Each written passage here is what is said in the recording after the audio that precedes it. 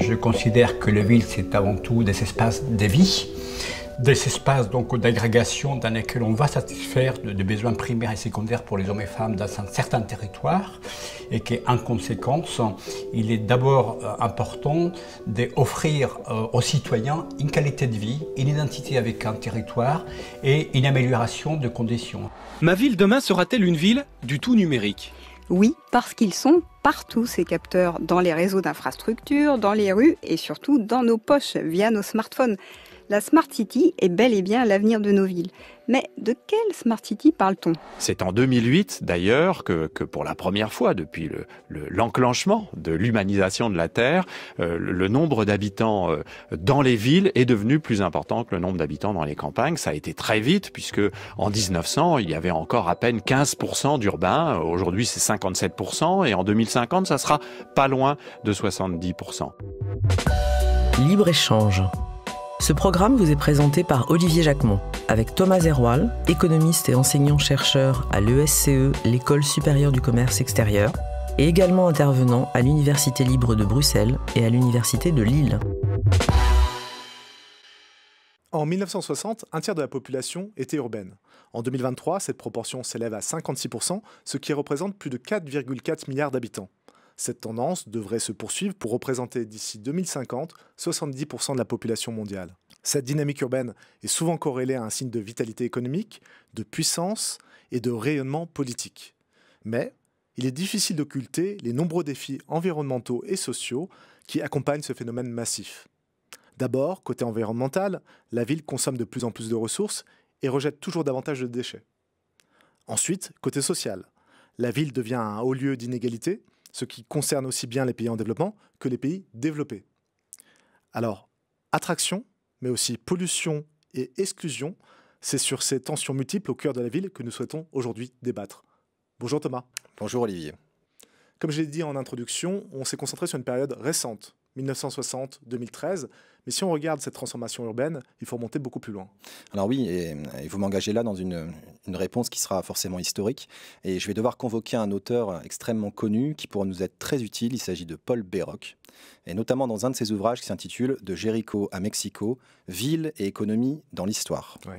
Alors cet immense chercheur en économie et en histoire distingue 4 grandes périodes ou 4 grandes révolutions.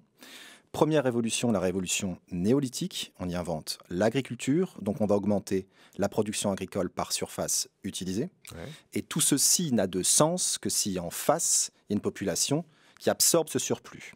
Bon. Donc sans le développement de l'agriculture, on n'aurait pas pu assister au développement de la ville, au sens où des habitants de plus en plus nombreux vivent de façon de plus en plus durable dans un espace qui est précis. Ouais. Alors, j'ai dit...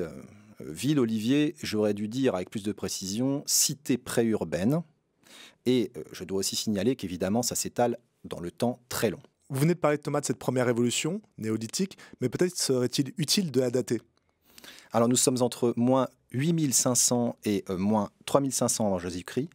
Alors, maintenant, à quoi ça peut ressembler ? Alors, au niveau architectural, il faut prendre conscience qu'autour de ces cités, il y a de plus en plus de fortifications, et qu'à l'intérieur de ces cités, on voit apparaître de plus en plus de durs, dans le sens où on voit apparaître de plus en plus de maisons, alors que nous avions des cabanons, et de plus en plus de rues également. L'exemple le plus connu étant la ville de Jéricho. Alors, sur ce qui nous intéresse maintenant plus particulièrement, c'est-à-dire l'aspect démographique, la densité de la population est évidemment en hausse. On est simplement en moyenne à quelques centaines d'habitants par cité, et les plus nombreuses d'entre elles comptent entre 1000 à 2000 habitants. Donc ça, c'est pour la première étape, Thomas. Oui. Alors, il s'ensuit une deuxième révolution qu'on appelle révolution urbaine proprement dite. Là, on se situe entre moins 3500 avant Jésus-Christ jusqu'à 1700 après Jésus-Christ. Nous étions sur des cités qui comportaient entre 1000 et 2000 habitants, je viens de le dire. On est maintenant entre 20 à 30 000 habitants. Ce qui nous amène à une troisième révolution, celle qu'on qualifie d'industrielle. Alors la plus connue, on ne développera pas ici, mais évidemment le taux d'urbanisation va encore grimper. Donc la ville est partout. Alors oui et non, Olivier. Oui, parce que effectivement l'urbanisation se développe, et par ailleurs les villes étaient sans doute plus urbanisées qu'on ne le croyait. Un chiffre de 3% revient sans cesse. En réalité, Paul Béroc, une nouvelle fois, nous dit qu'on serait peut-être autour des 9-10%. Il faudrait aller lire un autre excellent ouvrage que je conseille, Mythes et paradoxes de l'histoire économique. Et pour le nom? Alors, pour le nom, Olivier, le développement des villes est inégal dans le temps et dans l'espace. Je vais vous donner un exemple qui est très symbolique. On va prendre l'Angleterre, qui compte en 1850 presque la moitié de sa population qui habite en ville. Mais si vous prenez l'exemple de la France, des États-Unis ou du Canada, il faudra encore attendre un siècle pour atteindre ce niveau d'urbanisation. Et pour vous donner un exemple plus récent, et on va regarder un peu du côté de l'Afrique cette fois, vous avez signalé dans l'introduction que 56% de la population mondiale aujourd'hui était urbaine. En Afrique aujourd'hui, et notamment en Afrique subsaharienne, c'est 42%. Donc il y a certes une progression, puisque c'était 32% 20 ans plus tôt. C'est d'ailleurs ce que Paul Béroc indique comme 4e révolution, et il parle d'inflation urbaine du tiers-monde. Donc pour compléter votre formule, Olivier, je ne dirais pas que la ville est partout, je dirais plutôt que les villes vont finir par être partout, et d'autant que... Vous êtes en mode de suspense là, d'autant que quoi? D'autant que les critères pour déterminer ce qui est urbain de ce qui ne l'est pas ne sont pas du tout les mêmes dans l'ensemble des pays du monde. Alors je vais devoir développer. Pour être ou devenir urbain, soit vous prenez un critère unique administratif. D'accord. Donc vous décidez par exemple que dans un espace de votre pays, cet espace est un chef-lieu et ce chef-lieu est de fait une ville. D'accord. Je pense par exemple à l'exemple du Salvador. Bon. Deuxième critère potentiel, vous utilisez uniquement, je dis bien uniquement, un critère démographique, donc l'effectif de votre population. Oui, logique. Logique, c'est le plus connu, il faut atteindre un certain seuil. On a, Olivier, nous, de notre point de vue français, une obsession avec la barre des 2000 habitants, vous savez. Mais dans les exemples que j'ai cités, l'Autriche, c'est 5000 habitants. Alors que l'Islande, c'est 200 pour être considéré comme une ville. Ah oui, c'est pas la même échelle, ouais. Absolument pas. Donc il y a encore une fois une diversité qui s'installe même sur un critère unique. Alors après, on a des critères qu'on peut combiner. Par exemple, vous allez combiner un critère démographique, un seuil à atteindre de population, et vous allez l'accumuler avec un critère de densité de population comme au Canada. Vous pouvez avoir aussi un critère démographique que vous allez cumuler avec la séparation entre les habitants. Et savez-vous, Olivier, qui est concerné par cela? Ça m'échappe complètement. Alors, c'est la France. La France, il faut atteindre 2000 habitants et en plus, il ne faut pas que la séparation entre les habitations soit de plus de 200 mètres. Là, c'est des critères qui sont à la fois démographiques, on l'a vu, ou des critères administratifs qui peuvent sembler très arbitraires. Il y a aussi un critère économique. Alors, vous avez raison, vous pouvez cumuler critères démographiques, critères administratifs et critères économiques. Alors, c'est le cas de l'Inde. Accrochons-nous un peu. L'Inde exige que les 3/4 des hommes adultes, Olivier, travaillent dans une activité qui ne sera pas agricole. Ouais. Donc si je reprends votre formule, la ville est partout, je me permets de vous rappeler que pour être considéré ou qualifié de ville, les critères ne sont pas du tout les mêmes et c'est extrêmement hétérogène. On devrait compléter la formule, la ville est partout, et elle est un peu fourre-tout. Exactement. Alors on l'a vu, les critères de définition sont à la fois multiples, hétérogènes, diversifiés, mais est-ce que derrière ce phénomène d'urbanisation, dans le temps long et dans le monde, il y a quand même une poussée, une dynamique qui est là? Alors, une nouvelle fois, je dirais oui et non. Alors pour le oui, je vais utiliser un point de vue qui est macroéconomique. En moyenne dans le monde, on sait que plus un pays est urbanisé, plus il est riche. Si je classe les pays en 3 niveaux très simples de revenus, haut, moyen et bas, j'obtiens ceci. Pour les hauts revenus, j'ai presque 82% de la population qui est urbaine. Pour les moyens revenus, j'ai un peu plus de 54%. Et pour les plus bas revenus, j'ai un peu plus de 34%. Bon, la France, on est à plus de 80% de population urbaine. Donc, CQFD, l'urbanisation est corrélée avec la richesse. Alors pour le oui toujours, mais plus d'un point de vue macroéconomique, mais d'un point de vue un peu plus microéconomique cette fois, j'ai comparé les revenus dans l'Europe des 27. Et on remarque que, j'ouvre les guillemets, je cite l'indicateur, les personnes ayant un revenu supérieur à 150% du revenu moyen en 2022 sont un peu plus de 17% à vivre en ville. D'accord. 12% un peu plus, à peine, dans des villes moins denses et dans des banlieues. Et un peu moins de 9% dans des zones rurales. D'accord. Donc on se rend compte aussi que le revenu supérieur est plus présent, pour ne pas dire omniprésent, dans les villes denses. Mais on constate aussi que du point de vue macro comme micro, il y a quand même une attraction qui est exercée sur les gens par la ville. Oui, c'est vrai, si et seulement si, on rappelle également, pour contrebalancer, que ces avantages s'accompagnent de grandes contreparties, Olivier. Par exemple, en reprenant toujours les données d'Eurostat, sur l'indicateur, et j'ouvre une nouvelle fois les guillemets, délinquance, violence et vandalisme, en ville, on est à peu près à 19%. Et plus vous diminuez le degré d'urbanisation, plus ce taux de délinquance, si vous souhaitez, et de violence va diminuer. En banlieue et en ville moins dense, contrairement à ce qu'on pense, on est en dessous des 10%. Et en zone rurale, on est en dessous des 6%. Et j'ai même beaucoup mieux. Je reprends cet indicateur, Olivier, donc je répète, délinquance, violence et vandalisme, et je les filtre simplement par niveau de revenu. Donc comprenez-moi bien, habiter en ville vous fait côtoyer plus de délinquance qu'habiter en zone rurale. C'est ce qu'on vient de dire. Ouais. Bon. Mais maintenant, est-ce que c'est toujours le cas quand vous avez un haut niveau de revenu? Alors la réponse est la suivante, nous dit Eurostat. Quand vous avez un revenu de 60% supérieur au revenu médian, vous tombez alors à un taux de délinquance qui est plus de 19%, mais qui est de un peu plus de 9%.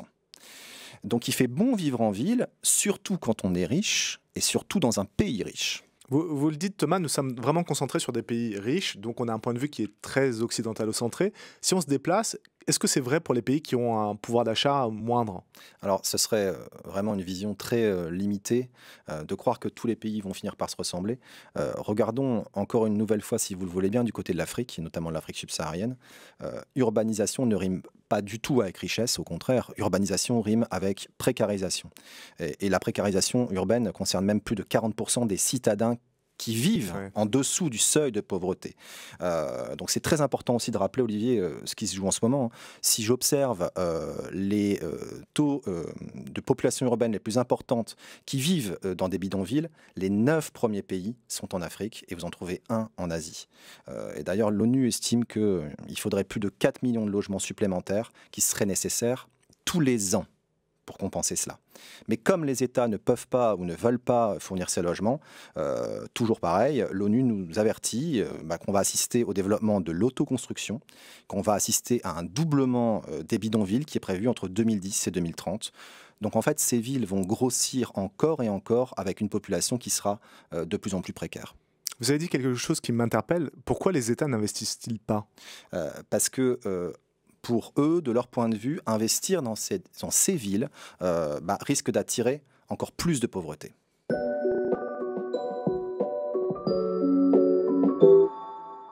On l'a vu, se procurer une sécurité matérielle à jouer dans la dynamique d'urbanisation, mais il demeure la question des inégalités sociales. Et pour faire face à celle-ci, c'est un enjeu véritable d'aujourd'hui, mais aussi de demain. Alors oui, absolument. Et je suis un peu pessimiste parce que la ville qu'on nous promet demain, alors qu'on parle de ville durable ou qu'on parle de smart cities, ne me rassure pas vraiment. Il faudrait peut-être faire un rappel sur ces notions, justement. Alors, je vais commencer par ville durable, si vous voulez bien, ce qui historiquement fait sens. On va remonter un tout petit peu dans le temps, c'est notamment dans la conférence de Rio en 1992 que la notion de ville durable apparaît. Alors elle remplace une autre notion qui était l'écologie urbaine, qui est à la mode mais davantage dans les années 80. Et alors en quoi ça consiste? Ici, une ville durable doit concilier trois objectifs classiques du développement durable d'ailleurs. L'objectif 1 économique, 2 social et 3 environnemental.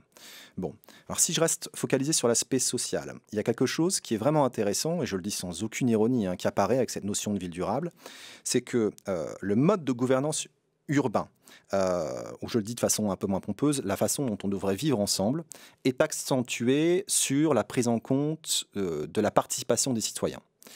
Pour le dire autrement, on essaye de développer, d'un point de vue très local, une participation active aux décisions prises dans un quartier, dans une ville, ce qui est une excellente chose.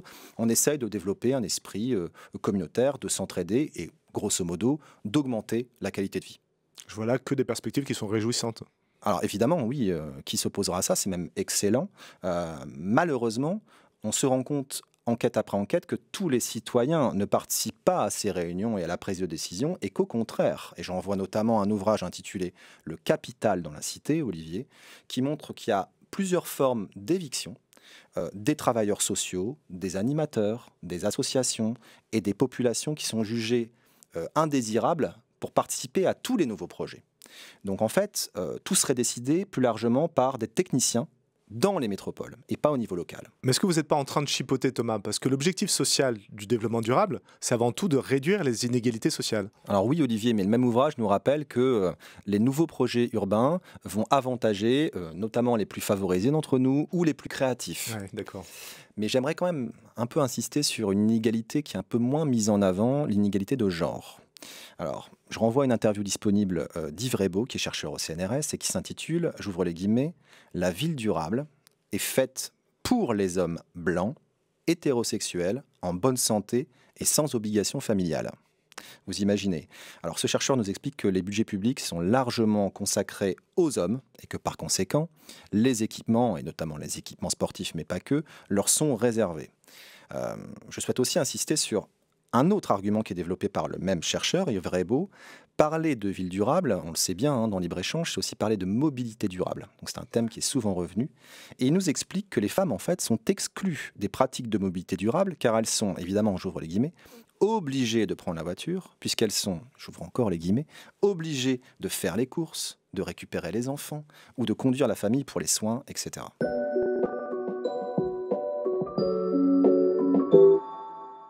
Je vous avoue, Thomas, que j'entends plus beaucoup parler de ville durable, mais beaucoup de smart city, c'est un terme qui pullule partout. Est-ce que ça n'a pas corrigé certaines carences qui étaient présentes dans ce que vous avez énoncé? Alors, je ne sais pas si ça les a corrigés, mais en tout cas, la notion de smart city ou de ville intelligente a effectivement rendu un peu désuète celle de ville durable. Elle n'a pas remplacé, mais elle a rendu désuète. Alors, ce terme de ville intelligente émerge en 93, mais en fait, ça n'a pas véritablement pris. Ça va réémerger, c'est se populariser en 2006 avec l'entreprise Cisco, puis en 2008 avec IBM. Je précise cela, Olivier, parce que ça pourrait avoir une importance juste après. Alors, à quoi ça ressemble? C'est une ville où, vous vous en doutez, on va investir massivement dans des infrastructures, dans de la tech, pour favoriser la croissance, bien entendu, mais aussi la qualité de vie et aussi l'environnement. Donc, en fait, pour moi, c'est une espèce de data city pour favoriser une croissance durable, du durable dans tous les sens du terme. Olivier, j'ai d'ailleurs cherché pour vous la définition que donne IBM. Alors, je vous la livre. Bâtir une ville plus intelligente, c'est être capable de mobiliser tout le potentiel offert par les nouvelles technologies, de l'information et de la communication, pour répondre aux enjeux économiques, sociaux et environnementaux, on les retrouve, en développant des solutions innovantes au service de tous, citoyens, entreprises, collectivités. Donc, on part de l'hypothèse simple que l'innovation, et surtout l'innovation technologique, engendre bien plus de bienfaits que de méfaits. Mais je vous sens légèrement sceptique, alors que c'est une causalité qui est pourtant entendue en général. Oui, ça se défend, vous avez raison. Et je dois dire que d'ailleurs, la ville peut être plus intelligente, par exemple en multipliant, je ne sais pas, des capteurs dans la ville et en utilisant ces données pour optimiser des fonctionnements de services urbains, pour mieux piloter la ville, comme on le lit dans les rapports.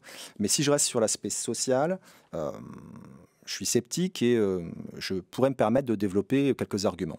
Alors, allons-y. Alors, déjà, premier argument sur la nature de l'innovation, Olivier, on nous a vendu, rapport après rapport, qu'on va assister à une innovation de rupture qui serait développée par de petites structures très agiles et bien sûr très réactives. Et on constate en fait que les projets sont verrouillés à triple tour par des mastodontes de la tech. Premier point de scepticisme. Deuxième point, Olivier, quid des emplois qui sont menacés par la tech? Alors, rassurez-vous, je ne vais pas lancer le débat schumpeterien sur la véracité ou pas la destruction créatrice, mais j'attire juste votre attention sur une échelle probable de perte d'emplois. Les emplois, et notamment les emplois moins qualifiés, nous dit l'OCDE, seront affectés à hauteur de 10%.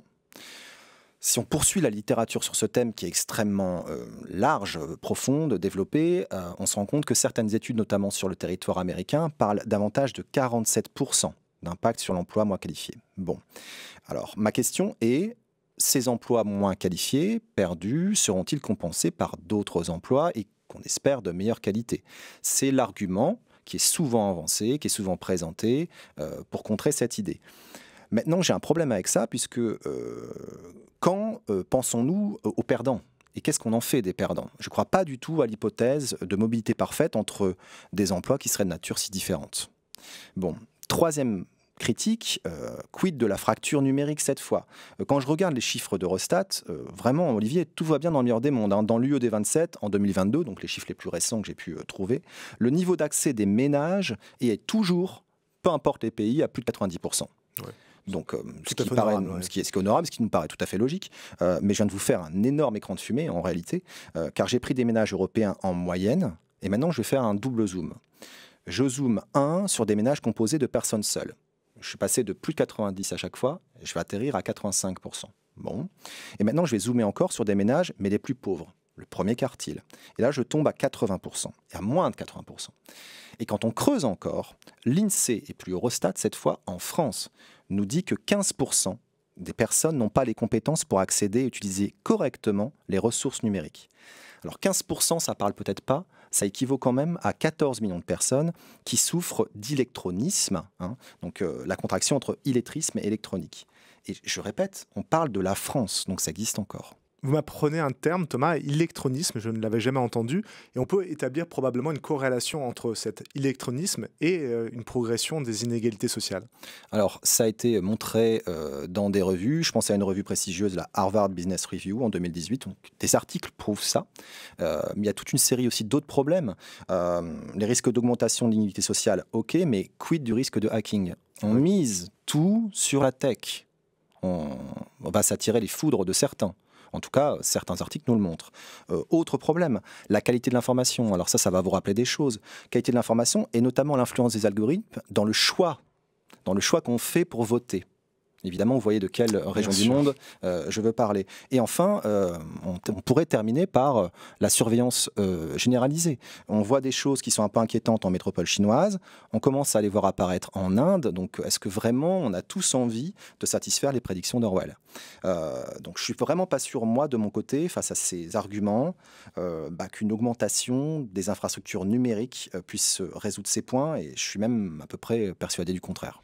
Alors, on peut se dire que l'impact technologique sur l'environnement social n'est pas forcément positif dans les Smart Cities. Par contre, on peut quand même essayer d'établir une relation positive entre technologie et environnement. Alors oui, on le pourrait, on peut espérer, car il y a beaucoup de travail, d'autant que la ville, en fait, consomme peu d'espace. Si on reprend les chiffres, aujourd'hui, c'est 2,7% de la surface mondiale. Par contre, la ville consomme énormément de ressources. C'est 80% des ressources qui sont consommées, et la ville est responsable de 3/4 des émissions de CO2. Donc effectivement, sur le lien ville-environnement, il faut vraiment s'y mettre. Ouais. Mais malheureusement, vous me connaissez un peu, je vais me permettre de douter encore. Alors, je vous écoute. On sait très bien, pour une première série d'arguments, Olivier, que déjà l'activité numérique est très polluante avant son utilisation. Je pense évidemment à l'extraction de matières premières, pendant son utilisation et après, notamment avec le recyclage et les déchets.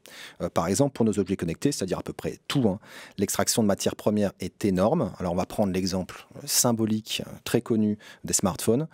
Un smartphone fait environ 120 grammes et il est nécessaire, alors c'est une moyenne évidemment, hein, d'extraire plus de 70 kg de matières premières pour couvrir l'ensemble de son cycle de vie. Donc c'est énorme. J'ai fait le calcul pour vous, Olivier. Par gramme produite, il faut 583 fois plus de matières premières. C'est gigantesque. Alors Olivier, j'ai un deuxième argument qui me rend un peu critique et sceptique, c'est que quand bien même ce premier argument serait balayé, il reste, on le sait dans l'histoire de l'environnement, un effet rebond qui contraint toujours l'efficacité d'une technologie. D'où mon troisième point. Il se pourrait que le gagnant de cette ville intelligente soit pas du tout le citoyen, mais bien plus les industries qui produisent ces technos et qui, au passage, je ne développerai pas, mais récupèrent des données qui étaient autrefois exclusivement réservées à l'administration publique. Alors, on évoque un Smart Cities Market de plusieurs centaines de milliards de dollars américains. Et j'en termine avec mon quatrième point. Ces smart cities n'évoluent absolument pas dans un monde qui serait amical, où on n'échangerait que des best practices. C'est pas vrai. Il existe une compétition énorme, féroce, entre des villes qui veulent gagner des concours nationaux, des concours internationaux. Et donc ces villes, ces métropoles passent par certains critères, s'orientent vers une voie et pas une autre pour espérer gagner et surtout attirer des capitaux. Donc on constate en fait qu'aujourd'hui, les métropoles, par exemple, sont l'exemple à suivre des smart cities et que c'est finalement l'espace capitaliste par excellence. Les villes ont toujours été un lieu de construction de l'émancipation ou des utopies. Et là, dans l'exemple que vous donnez, les smart cities, on a l'impression d'en être très loin. Est-ce qu'il n'y a pas quand même des raisons d'espérer ? De mon point de vue, Olivier, les smart cities sont une histoire, sont une utopie. Alors que certains militent pour ces évolutions, pourquoi pas, mais permettez-moi tout de même de ne pas accepter pour argent comptant les bénéfices qu'on nous a vendus. Il n'y a pas, selon moi, de main invisible qui, par le cloud, ajusterait naturellement nos comportements vers une société qui serait pacifiée, égalitaire, respectueuse de l'environnement. J'y crois peu. Il y a une technologie, au contraire, qui est ultra matérielle, qui comporte des avantages, on en a moins parlé, mais des défauts qu'il convient de rappeler.